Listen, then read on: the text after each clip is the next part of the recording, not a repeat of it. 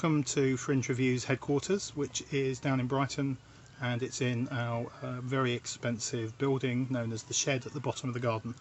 And this particular talk accompanies one about venues and nightmares and successes that are focused on what do you do if your venue's out in the middle of nowhere, an outlying venue. But this one actually kind of turns that on its head and says, well, what about actually if you're not in an outlying venue for your show, but you're actually in the middle of somewhere, that you're right in the middle of the hub of Edinburgh, and what do you do if you're worried that there's just too much going on around you, there are shows with much bigger budgets than you, and that you're just disappearing in your own space. And so here's a few tips about that, which I've collected from over the years, probably from different performers and venue managers too. So the opening thing for this, and I've got my little notes here that I've been collecting from interviews and from my own thoughts here on the iPhone. What I'm suggesting is sometimes even worse than being at a venue in the middle of nowhere is being kind of lost in a venue in the middle of somewhere. You might be a new group, you might be an unknown group up in Edinburgh for the first time. It is possible to disappear in large venues like the Underbelly or the Pleasance or Assembly, the Space.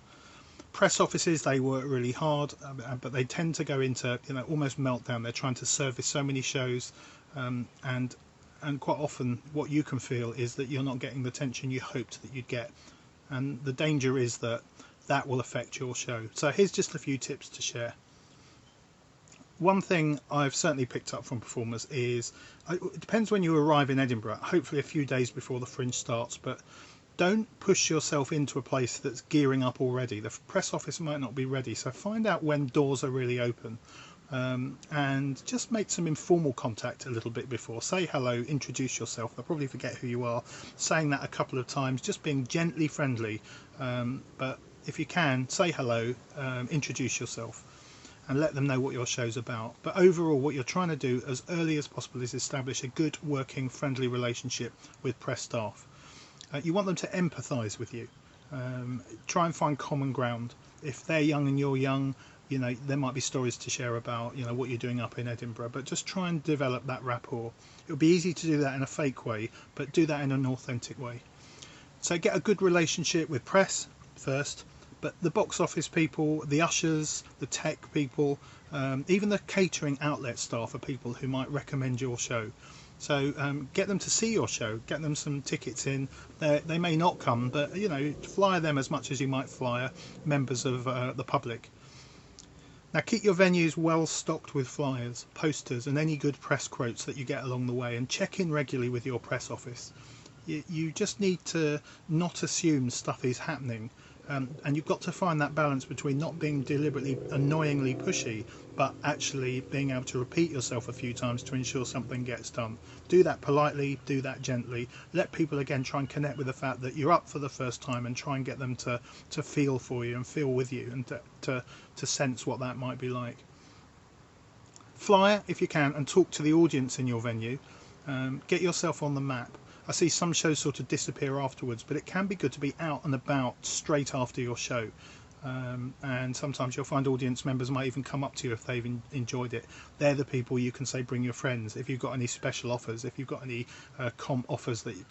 complimentary ticket offers that you're giving out, you might give those to audiences that are raving about your show on the way out.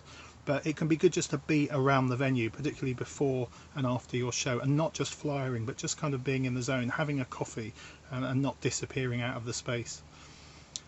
Now this particular one you might not think is worth doing until you actually do it, and that is about refreshing your whole publicity effort. And once you're up there, I think you should refresh your publicity effort every few days. That doesn't mean that you badger the press, but if you feel like you've not been noticed by your press office, then it could just be good to redo your press release. So if you're just going into a press office and saying, have you given my press releases out? Well, that's just on a pile of things to do. But if there's a good reason, you say, look, we've got some new pictures, we've just done a photo shoot, or we've reworked our press release, then that is a good reason to hand them new copies.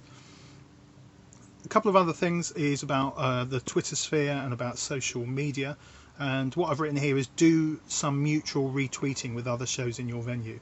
and that retweeting can be really helpful and useful, particularly where there's common ground again, a show that's on after you, a show that's in a similar genre, a show that's covering a similar theme. Link up with those people and start finding ways to tap into their followers and let them tap into your followers on Twitter.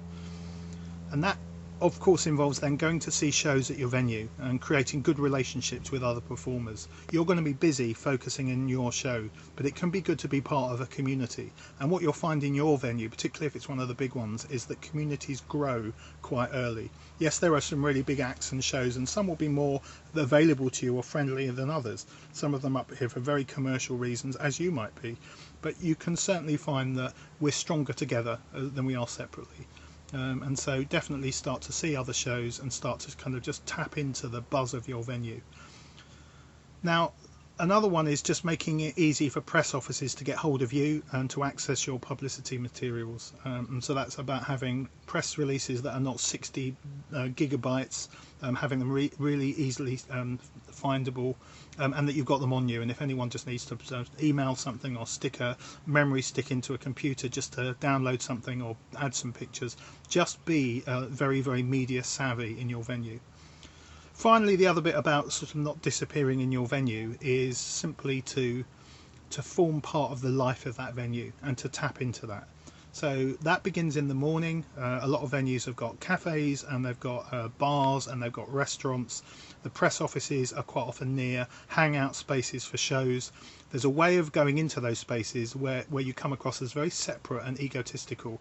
There's a way of going into those spaces where you come across as desperate and the people to avoid. Or there's a way of going in there where you're just kind of, it is gentle, but there's a kind of passion that's there as well. Be sociable, be authentic, be interested in other people. Come out of the ego space and come into the community space, and you might just find that people like you and people will approach you and conversations can happen. And I think that's when smaller shows, new shows, can start to bat above their weight, because we start to meet each other authentically.